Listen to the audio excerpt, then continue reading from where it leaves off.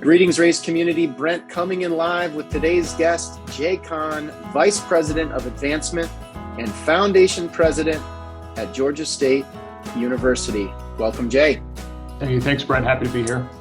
Well, our paths have crossed in passing, two ships sort of through the night over the last several years, and I've been really looking forward to getting to know you personally and also helping shine a light on the pretty amazing stuff that's been happening at Georgia State, which I imagine some of our audience is familiar with, but if you're not, it's truly one of the most exciting growth stories in higher ed during a time when, candidly, higher ed has been challenged. And so hopefully Jay will share at least a couple of the secrets that he's observed in his role as it relates to both advancement and then the broader work that is happening at Georgia State. But before we do that, we need to understand who we're talking to, where he's coming from. And Jay, as I think you know, I've loved better understanding the higher education journey of our guests. And I don't know where you grew up or where you went to high school, but why don't you tell me about junior year of high school? Who was that Jay? And ultimately, what led him to Elon University? Sure. Probably a very different person than this Jay, hopefully in a good way, but grew up outside of Boston, went to St. John Shrewsbury. Junior year high school Jay thought he had a plan, but probably didn't really. Wanted to play lacrosse in college, did the college tours and everything. Ended up doing a tour to Elon, no varsity lacrosse program, but fell in love with the school, and it ended up being the only school I applied to. Early decision, early action, and found out sort of November of my senior year that's where I was going to go. I love it. So two things. One, last night, my two oldest boys went to their first lacrosse practice ever. Okay. So any advice as a brand newly minted lax dad? It's funny. I coached the high school team when I was at Purdue in West Lafayette, and it's a much different game, at least at the middle school and high school levels than the ones I played. Probably a lot safer, and the equipment's a lot better. So, if they're right-handed, I would say work on the left hand early. That's fair enough. Timeless advice in many different sports for sure. And so, what was it about that visit to Elon? Where, was it the physical campus? Was there something about the way people treated you? Was there one person who just sort of hooked you? We oftentimes hear about those sort of pivotal moments where, one person says the right thing at the right time and everything clicks. What was it for you? It was a couple things. It's a beautiful campus. I had just come from a visit at a large public in the state and remember walking into one of those big lecture halls and just, oh my God, 300 people in one class. It's, that's crazy. And then, that afternoon I met Elon and they're talking about, 14-to-1 student to faculty ratio, that really personal attention. It was something that I really felt like I probably needed and would appreciate. Had a great tour guide that really sold it for me, which is, interesting because I was a tour guide for 4 years at Elon and actually worked in the admissions office after I graduated for a short period of time. And so I really believe that sort of admissions process can really make a difference for students. And then they had a pretty strong sports management program. And at the time, that's what I thought I wanted to do. So love it. And so you moved from just outside of Worcester, Massachusetts, to Elon, North Carolina. Probably not a ton of kids from the Worcester area at Elon that year. Easy transition, challenging transition. Did you have the Boston accent at the time and cover it or not really? I mean, what was the story there? Yeah, I had a Boston accent for sure. Probably a little stronger after a couple beverages, but you can only get called the Yankee so many times before you learn to pronounce your R's. So, but the South is certainly a different place. Elon is interesting. They actually bring quite a few students from New England, New York, New Jersey, Ohio. So it's an interesting sort of mishmash of students from all across the country. Love it. And so when you reflect on the time there, you had a point of view around sports management. Obviously, you've pivoted, although I have no doubt there's plenty of intersection with athletics throughout your career and to this day. But what was your perspective as you advanced through the program and started to think about what the first professional step might be and or continuing education? Yeah, so I was really interested in college and pro athletics, either sort of from an operations or a marketing ticket perspective. As an undergrad, I worked in the athletics department at Elon, did some operations work, which, was interesting, pretty low level, right? Setting up chairs, running scorecards, some of those things. But I spent one summer working for the Burlington Royals, which is, they're now the Burlington Sock Puppets, I believe, but it was, rookie league team, doing everything from, rolling the tarp when it started to rain to cold calling for ticket sales. And you can only spend so much time on a coach bus, making very little money before you start to question whether that's the right path for you. Loved it. We had a lot of fun, but just sort of realized that wasn't necessarily the path that I wanted to take. I would encourage everyone listening to Google Burlington Sock Puppets right now and just check out the merch that they are offering, because that is truly a distinct and tremendous logo. I mean, I've seen a lot of logos, but wow, two socks dressed as baseball players is next level. You've mentioned a couple of times ticket sales, which I want to come back to, because I do think it's one of those pockets of the part fundraising, part revenue generation world of higher education that is incredibly high velocity and also highly interest-based, which are two areas that we think a lot about. But you got a little tired of the coach bus and probably some stale sandwiches along the way. And what was next? So from there, I, graduated a semester early, worked in the admissions office for about 4 months at Elon while I was trying to figure out what it was I wanted to do. Ended up getting on with a real estate company, moved to Winston-Salem. We were essentially taking low occupancy apartment complexes and, either renovating or turning them into Section 8 housing, which was interesting. But again, one of those things where probably not necessarily what I want to do long-term. This was in 2009, obviously not the best year to be in real estate. And so did that for a little over a year and kind of said, I'm really miss working in higher ed. Love that experience at admissions. Don't know if admissions is necessarily what I'm interested in doing. My girlfriend at the time, now wife, was going back to school at Ohio State. And so I said, probably a good time to try to make a move and figure out what's next. And so started looking at higher ed, student affairs programs, got in at Bowling Green and, moved up there and did that 2-year program. Lived in a residence hall at Ohio Northern. Super interesting experience. Probably within a year, maybe a lot quicker than that, I realized, I don't know if student affairs is necessarily the right fit. I really like higher ed. Don't know how many more 2 a.m. phone calls I can take in the residence hall. Was working in Greek life at Ohio Northern again, just, really felt like I was making an impact, but wasn't necessarily something I could see myself doing super long-term. And went to my advisor, told him I was thinking about leaving the program. And he kind of says like, well, don't leave. You're already more than halfway done. Let me introduce you to somebody that works in advancement at Bowling Green, who's an alum of the program. I think that might be something you're interested in. So probably my first mentor in advancement was Shannon Spencer, who's now actually the VP at Ohio Northern, but at the time was the director of annual giving at Bowling Green. And she gave me a shot for about a year and a half and really got me exposed to sort of a lot of things in development. I don't think we've had many guests who've come from the student affairs world. I do love asking our guests, especially in the advancement context, hey, what are some of your memorable experiences, memorable trips, big gifts? I'm not sure I want to ask what your most memorable experiences were from student affairs. Yeah, I mean, it's about what you would expect, right?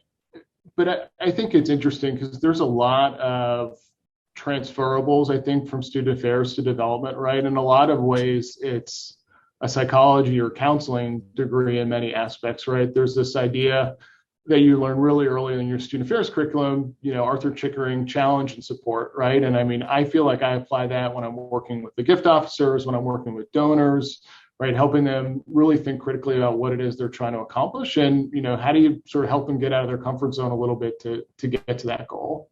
So what's an example of challenge and support, both in the student affairs context, but maybe in the major gift context as well? Because I actually haven't really heard that expression before, but I'd like to learn more. Sure. So it's just the concept of, right, you want to create this supportive environment for your students or whoever you're working with, but also, push them a little bit. So if a student comes to you and says, well, I'm not sure that this class is for me, saying like, well, okay, it might not be for you, but like, let's really dig into it. Is it you don't enjoy the coursework, or you're not getting along with your teacher? Is maybe some of that responsibility on you and less so on the faculty member? Let's really talk through it and get to the core of where your issue is and how you can succeed. And, it's the same when you're coaching gift officers or working with donors on, what their philanthropic goals are. Got it. And when you think about the objectives of student affairs, I mean, the objectives of major gifts, for example, pretty clear, certainly relative to other parts of the education ecosystem. Did you have student retention metrics or student happiness metrics, or have you seen, I mean, obviously, when you think about the revenue levers that can be pulled in higher ed, it's enrollment, tuition dollars, it's retaining students, and then it's fundraising.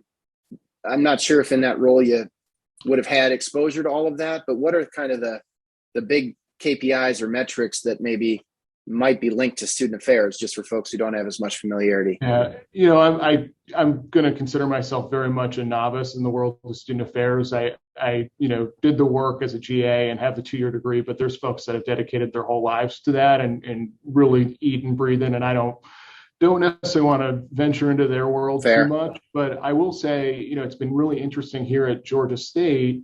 Right, our student success narrative is one that's gotten a lot of national attention, and I'm really proud of the work that team does here, because I think they look at it in a really unique way, right? It's a completely data-driven approach. We've got these AI-enabled chatbots, to the point where, we automatically intervene with students based on, data points. And before they even have to ask for help, we're doing things like automatically transferring $500 into their account because we see the levers that are happening that they're going to need assistance, right? And, it's the reason that our students that typically would be considered underrepresented minorities graduate at or above the same rate as our white, middle income students. Love it. Love it. Let's definitely come back to that. As you made the transition to Bowling State, you studied sports management, you did work around the athletic space, you did the student affairs work. Tell me about the first week or two, first month in the advancement world. How much familiarity or exposure did you have to advancement? I remember when I got started in the company, just all the buzzwords, the lingo, the SciBunts, the LIBunts, CASE, this acronym, that acronym. I mean, what was that early, transition into the world of advancement like? Yeah, I mean, I had no clue. I remember I didn't have an office per se. I sort of was just stationed at a table outside of Shannon's office. And I remember sitting in on the call center that, the first night I did, just like, oh my God, there's so much happening here. To your point, I don't know what any of this stuff means. I just had a notepad and came back to Shannon the next day with a bunch of questions. And, I can't be thankful enough how much time she spent getting me up to speed, matching me up with, different people across the organization. Got to shadow some major gift officers, got to go on some visits, got to do renewal calls on the phone for, people that hadn't renewed their leadership annual gift. Ran the faculty staff campaign, just a bunch of sort of entry-level annual giving things that didn't really realize it, but got me experience on the phone, got me experience in a meeting, got me experience working with internal constituents. A really good sort of foundational education. How much of that do you think was unique to you specifically joining the team, or is that something that Shannon just approached systematically with all new hires? Because honestly, one of the areas of concern that I hear quite frequently is that the onboarding process in advancement can be quite inconsistent, or you show up you're thrown into it and expected to figure out without ever getting that cross section of work, the, multiple perspectives that it sounds like. I mean, even getting to shadow a major gift officer, think about how few advancement professionals have ever really gotten to do that unless they are the major gift officer. And so is that unique to Shannon, or unique to you, or kind of and then also kind of what's your philosophy, obviously having benefited from that sort of mentorship? Yeah, I think I've probably had 3 really strong mentors in advancement. And I would say the thing that all 3 of those folks have in common is they are completely selfless with their time and energy. And that's something that I've really tried to echo. Anytime someone reaches out to me, I do everything I can to say yes and give them that time, because I just know I wouldn't have any of the things that I have now if it weren't for those folks. As it relates to onboarding, this could be its own separate podcast because it's a big sort of sticking point for me. It's always hilarious to me to go to like a case conference or one of those things, and everyone, is lamenting, the average tenure of this gift officer, or I can't keep people. And it's comical to me because, we take someone in at an institution like Georgia State, the size of our team, odds are they're probably one of the only, if the only person in their unit that's a frontline fundraiser. We stick them over there with nobody else that's doing the same job as them. We don't give them any great training. We give them a password to the system and say, hey, good luck, here are your metrics. And then we're all surprised when they leave in 24 months. And, my philosophy is, if you're not going to spend the time to hire that person and make them successful and really train them to do the things that you think they need to do to be successful, and also give them metrics where, the expectations and the opportunity for success are really closely aligned, you're never going to retain anyone. And I remember being at a reher conference, this is probably 7-8 years ago at this point, and Andy, put up some data about how long it takes a gift officer to reach maximum productivity, and the best ones, 3 years in, but most of them it's 5 to 7 years. The opportunity cost for not onboarding and training someone effectively is huge.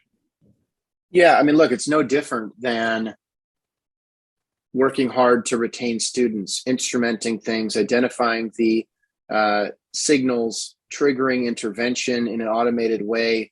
Obviously, Georgia State is leading the charge there. What is the employee experience equivalent? And when you think about acquiring a donor, stewarding a donor, renewing a donor, growing the gift, there's a donor life cycle. And you think about the student life cycle from enrollment through graduation. And then there's the employee life cycle, which is I post the job, I recruit you, you join. Nobody shows up their first day saying, I hope in 18 months I quit and move on to my next thing. I mean, very few people would have that perspective.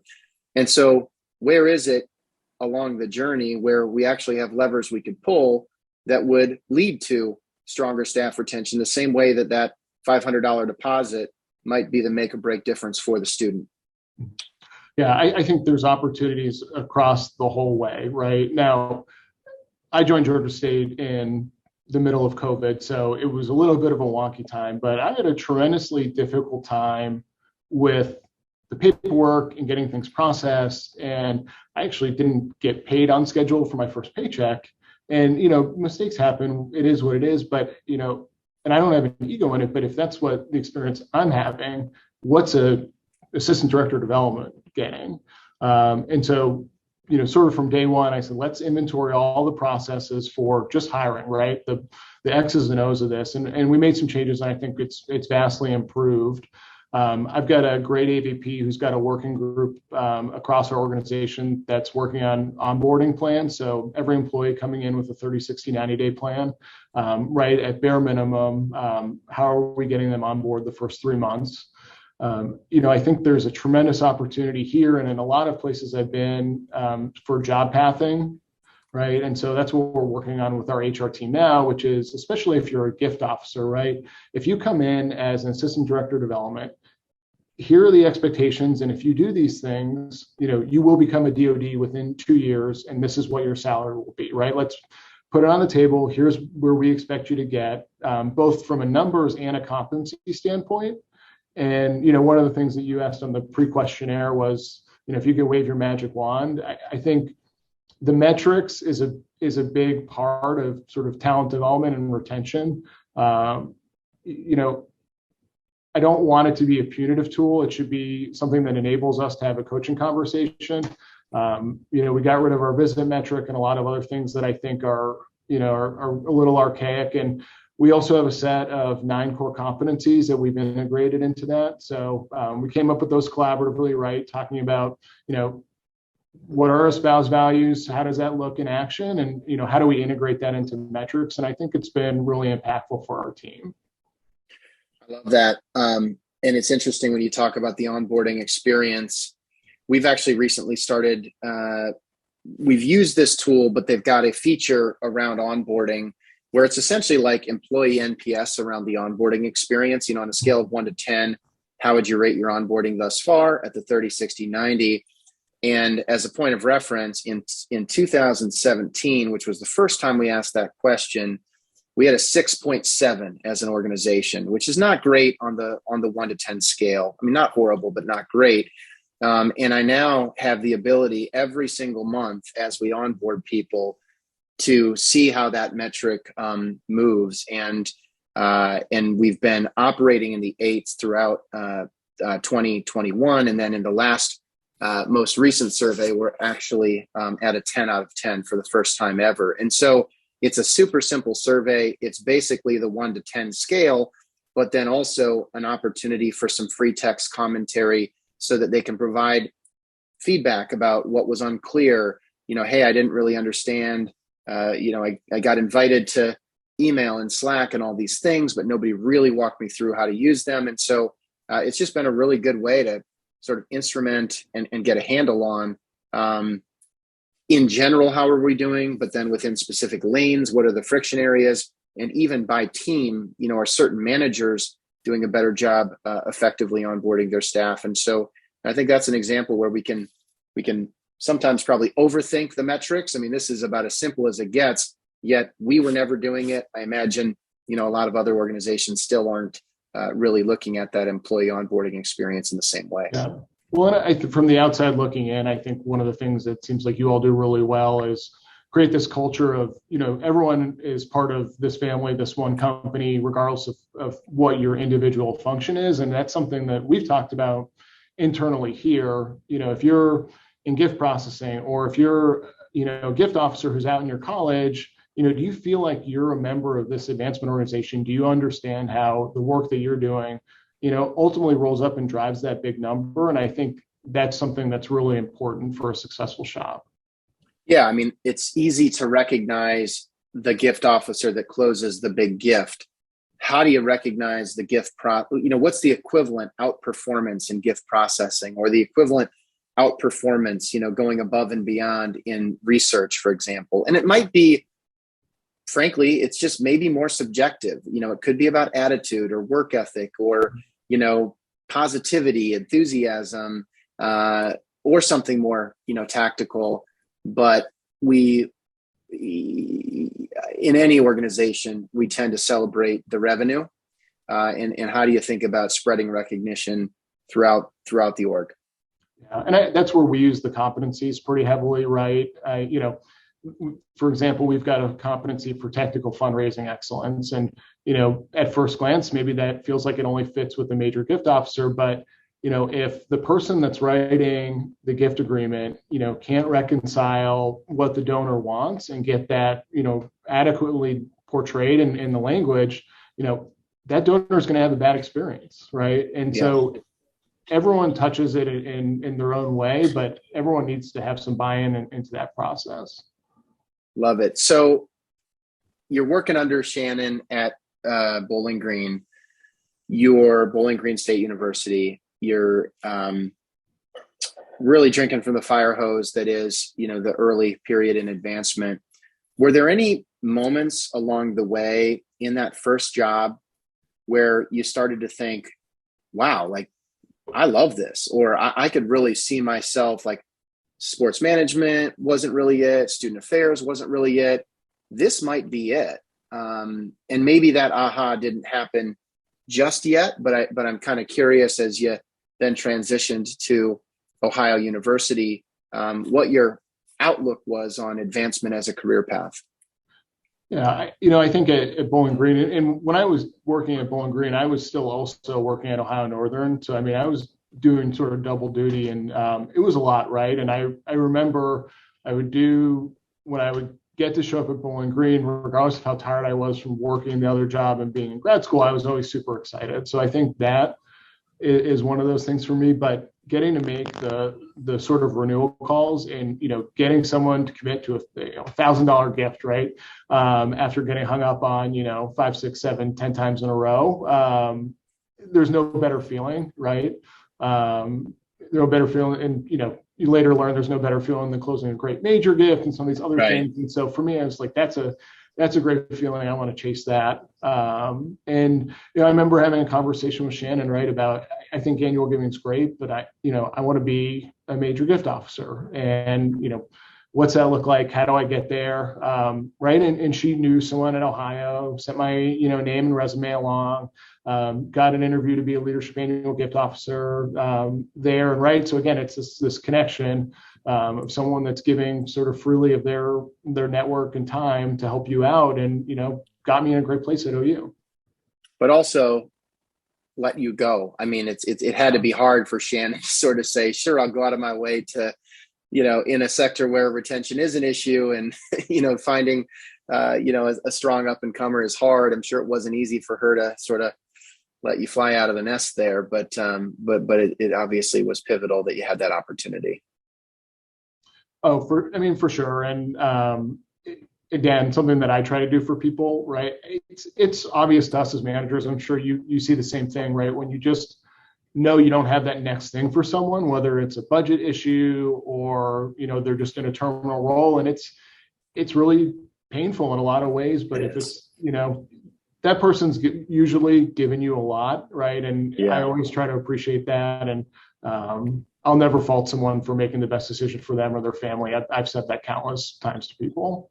No doubt. I'd be lying though if I said I let folks go easy. I mean, I'm always like racking my brain for maybe I should invent some new role, or what if we did this instead? I just can't help it, even though I know that generally once somebody's at the point of having that conversation, it's sort of the right thing to do, just to support people. But I struggle with it for sure.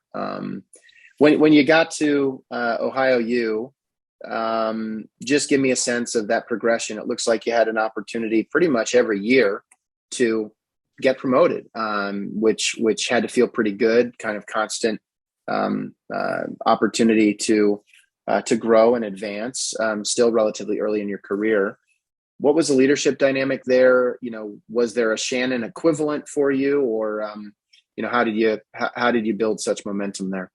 Yeah, so OU's a really interesting place. Again, pretty quickly found a mentor in my AVP, J.R. Blackburn, who's now the chief of staff for the president at Ohio State. Those leadership annual giving roles are kind of tough, right? You sort of have this really long list of people that you're supposed to call on, and not a lot of direction. And I remember, so I was doing my MBA at OU at the time too. My wife was still in grad school. Just was like, well, it's free. I might as well, keep learning. And was basically told, you can call whoever you want as long as they're not assigned. I'm like, okay, well, that's like 400,000 people. How do I figure it out? And we didn't have reher yet or any of this other stuff. And I remember we were learning linear regression in my statistics class. My MBA was like, well, this is probably something I can use here. And so I built, so I don't know if you know Peter Wiley. I was reading his book, and I was like, all right, I can do one of these for OU, right? So I just built probably any advancement services person would look at it and think it's like 2 + 2. But for me, it was sort of life-changing at the time. Gave me a really simple scoring system, and I just went at it. Had a really successful sort of first 6 to 9 months, and JR actually came up to my office one day and was like, who are you and what are you doing? And so kind of took me out, we had coffee, sort of talked through some of it. And he was like, okay, well, let's see how you finish up the year, and then let's chat. And after that year, he gave me a promotion to a director of development role.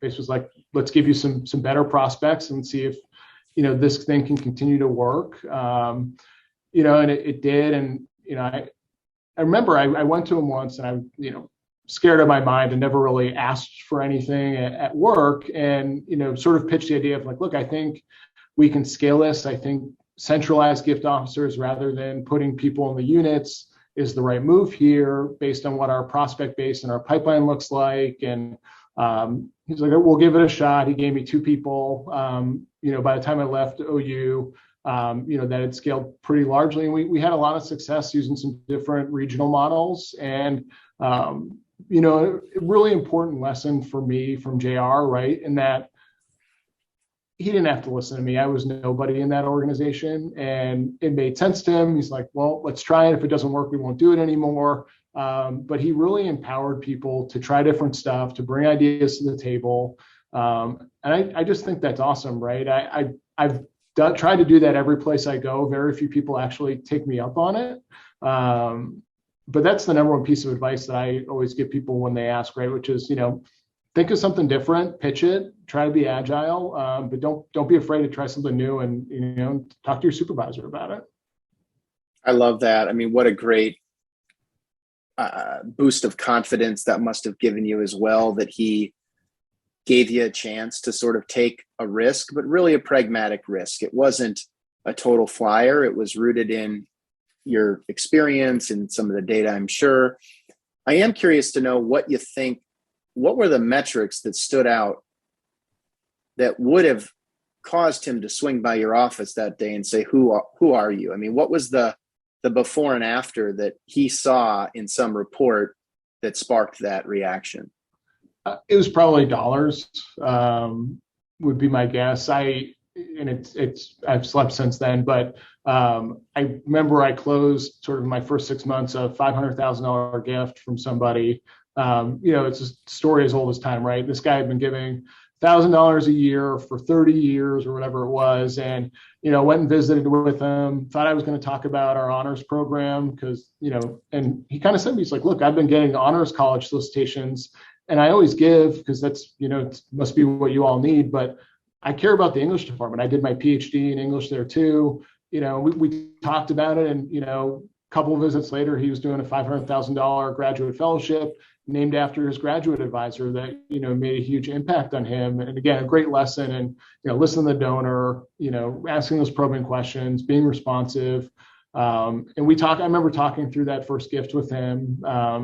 And so he must have seen something in it. What you just highlighted, on one hand, it's just kind of got to drive you crazy, because how many guys like that are there? How many gals like that are there hanging out in the middle of the giving pyramid that just go undiscovered? And what I love about the story that you just shared is that it really is first rooted in the data, and letting the data then inform how you're prioritizing the relationship building. But without the human to human engagement, that gift doesn't happen. And that's where I feel like, in a time of bots and AI and machine learning and all of that, which is super important, we're obviously banking a lot on it at Evertrue.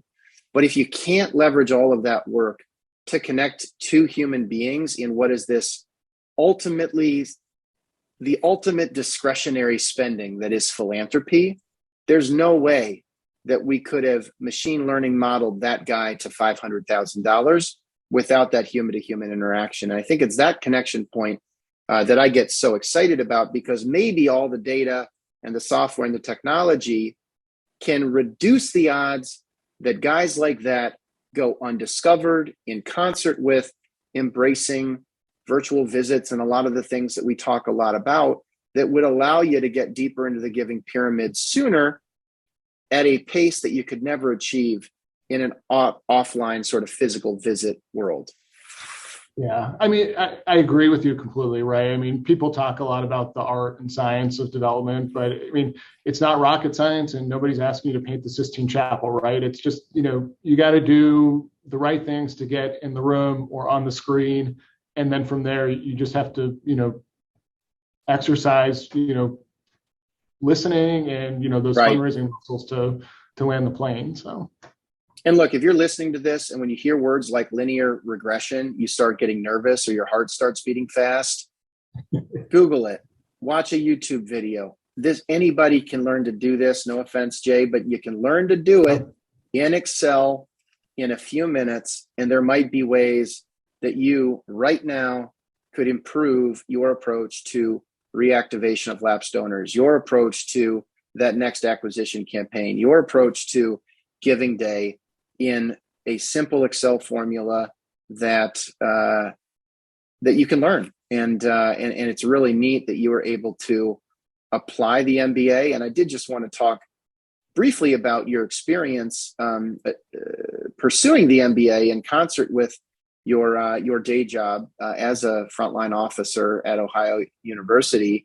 There aren't a lot of folks in the sector that have gone on to pursue the MBA, and I am curious if there are other aspects of that program that shaped your approach to work that might have helped you achieve what you've achieved at this point in your career.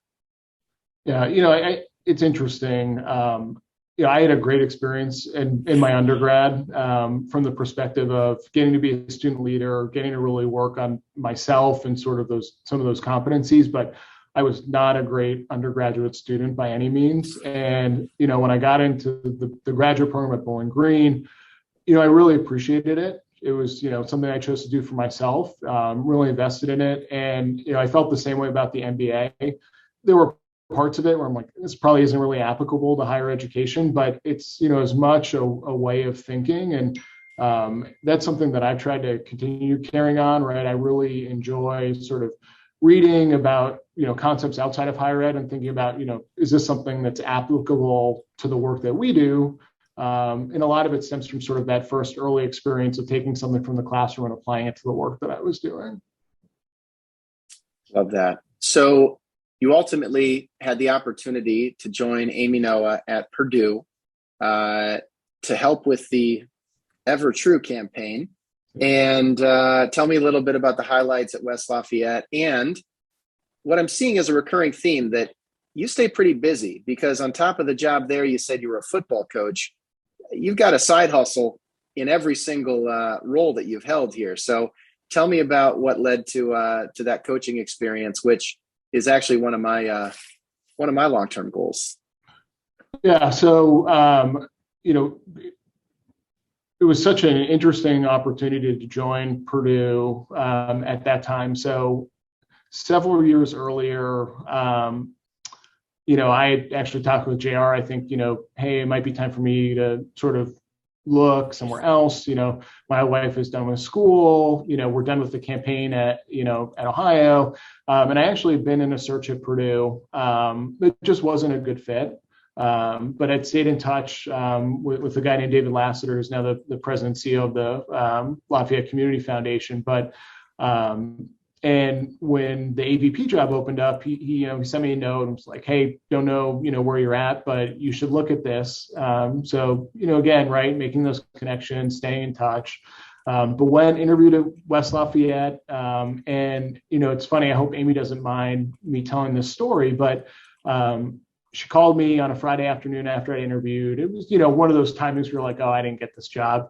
And she said, hey, what are you doing for the holiday weekend? And I said, you mean like the holiday on Monday? She was like, yeah. And I said, oh, going to barbecue with some friends and all that. She goes, well, here's the thing. I want to come out and visit with you. And so she got in her car on Friday afternoon, drove from West Lafayette to Athens, Ohio.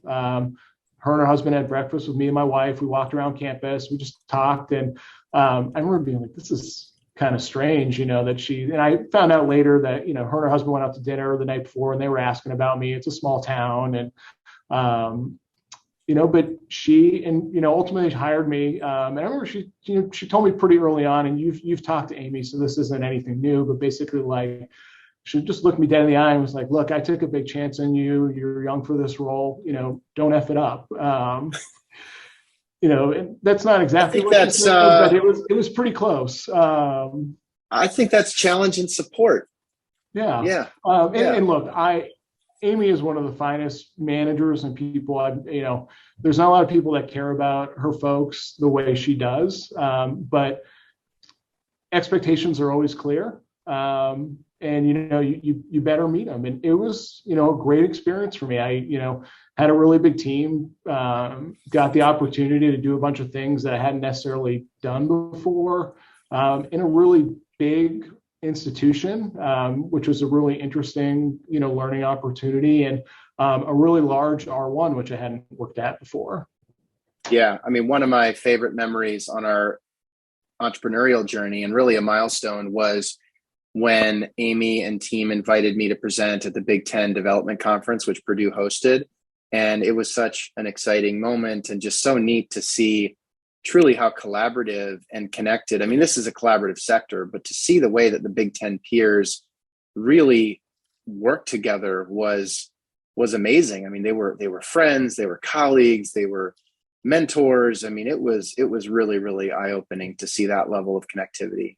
It's super collegial. And I'll say too, right, the environment at Purdue, we talked before about, wanting to have this culture where everyone feels like they're part of advancement.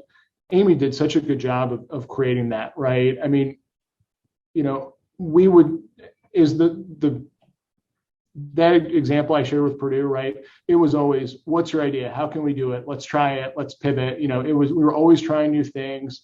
She was so interested in scaling. Employee recognition was super important to her. At one point I came to her with a plan for talent management, and, we ended up hiring a full-time staff member, creating this curriculum. I mean, if she felt like something was going to work, she wasn't afraid to invest both time, energy, money. And she really wanted her folks to feel like they were part of something bigger than themselves there.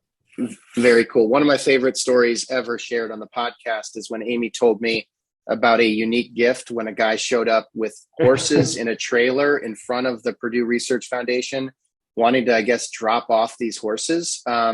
So I won't forget that one, but I have to ask you if you had any other interesting gift experiences, unique gifts. It's hard to top that. Yeah, it's interesting. I loved, or I used to say doctors and lawyers are the biggest BS detectors in the world, but you go and you meet with an agriculture donor, and they know their stuff. And I've learned and forgotten more about corn and soybean than I ever thought I would. I'd say the most interesting gift that I've ever done. I was working. This was at OU. Was working at with a couple in Albuquerque, New Mexico. They were doing a gift in kind to the Kennedy Art Museum, and they really wanted me. I'm trying to remember the artist at this point. It was a Joan Miro sketch. They really wanted me to take it back to the museum, and I just trying to explain to them, like, this has to be appraised. It's really not appropriate for me to take it with me. And I actually was going to drive back to Santa Fe and meet the university plane and go with our president at the time and meet him in Denver. And so they were insistent. Against my better judgment, I took the sketch, right? And it was funny because the FBO in Denver only had a Mercedes as the last rental car, and I picked the president up the next morning. It's like, I'm not really comfortable driving, a Mercedes to donor meetings. I'm like, well, if it makes you feel any better, I've got a $100,000 painting in the trunk. So amazing. Yeah, just throw it in the briefcase and ship it back to the museum. Yeah. I love it. Okay, so let's talk about Georgia State getting the opportunity to truly step up into the leadership role for the first time in your career. Unique time, mid-pandemic. Not sure if you were aware of that, given the timing of accepting the role. You can walk us through that. But help set a little bit of context, which you've already touched on, just for the really special place that Georgia State occupies in the higher ed landscape, and what you were excited about from an advancement perspective. Yeah, I think when you start the job search, it's always sort of challenging, right? And I was in two searches, one where I ultimately decided that it wasn't a good fit for me, and one where they decided I wasn't a good fit for them, right? And that's okay. But I remember talking to the search firm and just saying, I don't really want to just rinse and repeat my experience at Purdue. I want to do something, unique and, find a really great fit.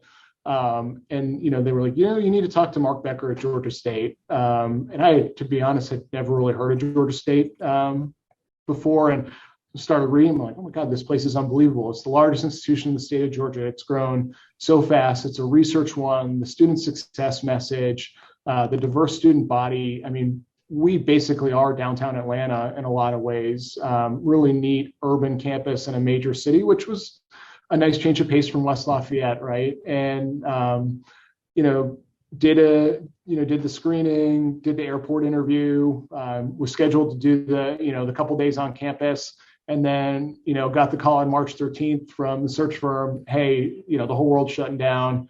We don't know what this process is going to look like. Ended up doing the final interviews via Zoom, and it was hard for me. Kind of, can I move? My wife and me in the middle of this without really spending a lot of time on campus. And, I just couldn't shake the feeling I had from talking with Mark in that airport interview, that he was going to be a great partner, and that Georgia State was the right place for me. And so, made a leap of faith and, couldn't be happier that I did.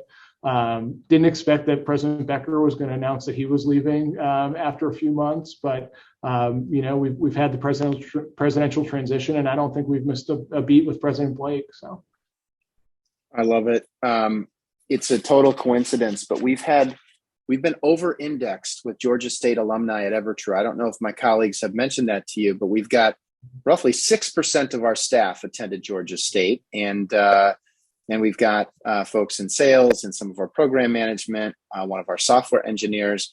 But I've also noticed, just kind of anecdotally, there are a fair amount of Georgia State alumni in the advancement world. I don't know if you've connected with them, but I think of Ben Tompkins, who's been over at Emory, Susan Boyette, who runs central development at University of Mississippi, comes to mind. Christine Reardon, who's the president at Adelphi. Aaron Thomas Lewis, who's at the University of Iowa Center for Advancement. I mean, there's a strong network within the sector.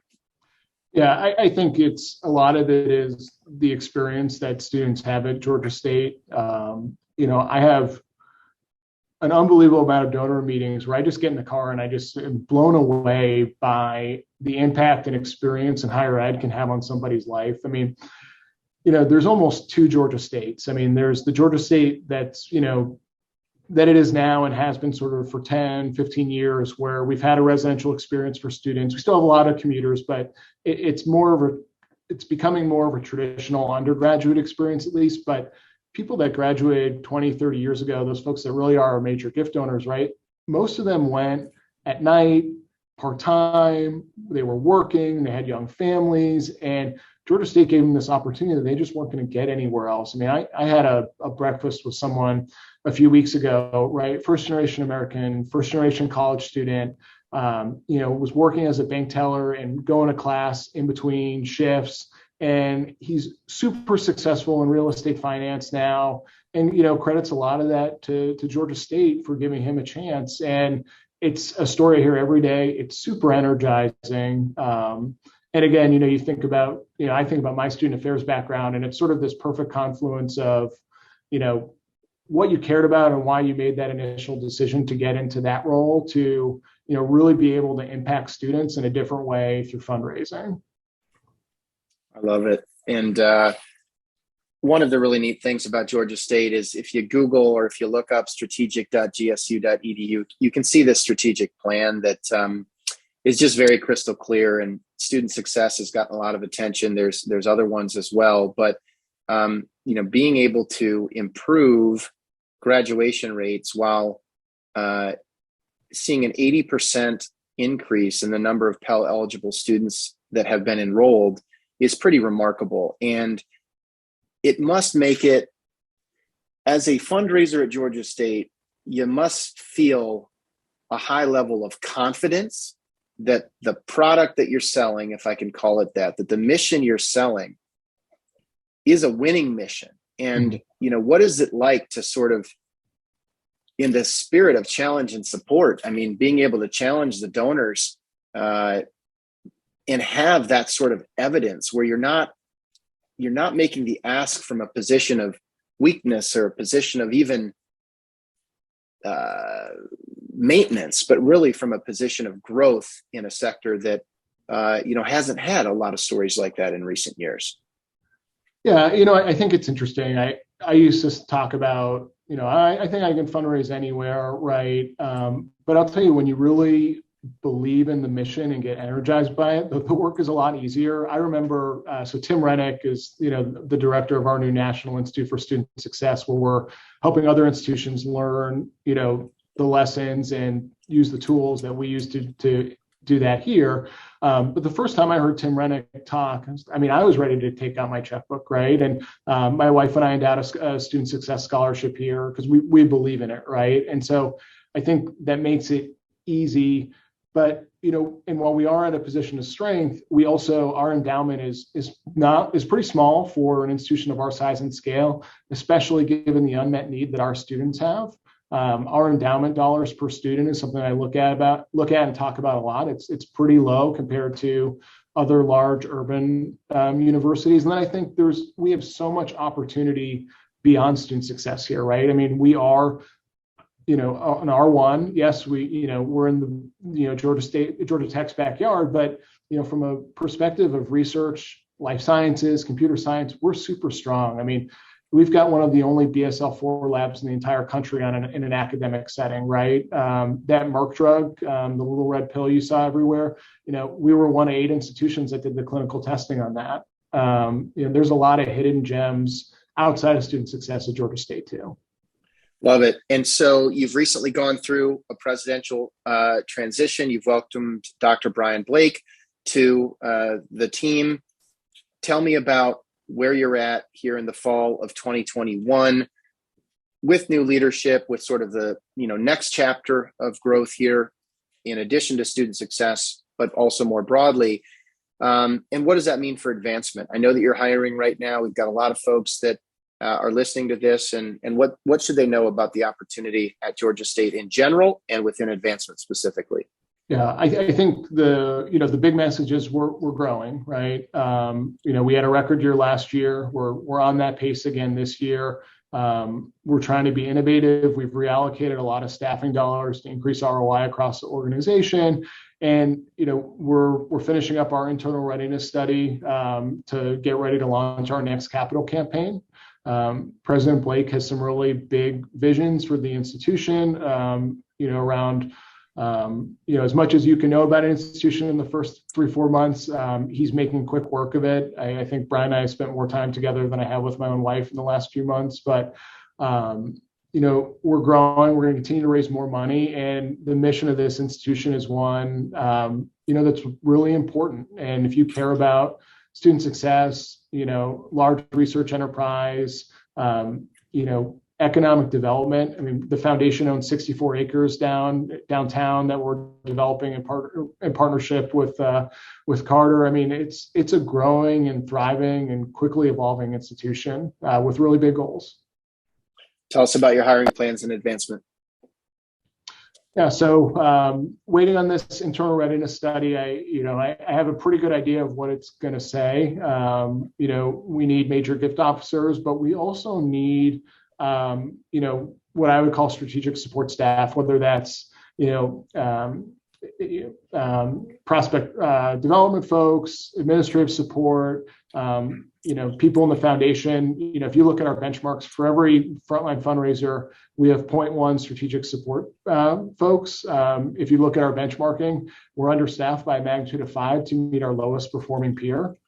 So we need to grow across the entire organization, and we're really committed to professionalizing the place and growing and making this a place where people can see a career and advancement, not just coming with a job through some of that talent development stuff we were talking about earlier. I love it, Jay. I think you've done a very good job articulating, one, the importance of mentorship and how that's accelerated your career and your success, but also how committed you are to paying it forward and building a culture where others can thrive and flourish. And I would encourage everybody, here to look up Jay, connect with him on LinkedIn, mention that you heard him on the podcast here. Definitely somebody that you should have in your network. And so I know we're on time here, Jay, but I just want to wish you the absolute best. Any closing thoughts before we wrap up, and then No, I I really appreciate it. I've enjoyed talking to your folks at Evertrue, and look forward to continuing our partnership, and really appreciate the conversation today. Good stuff, Jay. Thank you, everybody. Hope you all are gearing up for a great close to the year. When this episode is published, it'll either be very late 2021 or maybe even early 22. But I wish everybody the best. And with that, I'm going to conclude today's episode with Jay Kahn, the Vice President of Advancement and Foundation President at Georgia State University. Thanks, Jay. Thanks, Brent. Talk to you soon.